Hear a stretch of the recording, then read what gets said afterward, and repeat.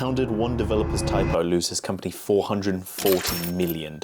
In just 45 minutes, nearly 70% of the company's net worth was gone. So what happened? Well, Knight Capital were a stock business that built a custom application for interacting with the stock market. And in 2012, they wanted to add a new feature. And what followed was an absolute comedy of errors that inspire some of the deployment and DevOps principles we have today. Now, this new feature was run through a manual deployment process. SSH onto the machine, copy the binaries over, and set some configuration values. But to make sure a machine wasn't missed, they created a script to do the deployment for them. Makes sense. But what they didn't know is the deployment script contained a small bug. And that was whenever it failed to SSH onto a machine, it would fail silently. And it would continue to update all the other machines and report success. And when their big update was due to happen, one of the machines was down for maintenance. And obviously when they ran their upgrade script, they didn't notice anything. And Knight Capital ran through their regular testing process and found everything successful. They started running their new code and everything worked great. But then that old server came back up. And absolutely nobody at Knight Capital realized. And that mismatch between some machines running one version and some machines running another meant that it wasn't tracking the number of shares against the parent orders correctly. And they were frantically trying to roll back the changes, but by the time they were able to pull the plug 45 minutes later,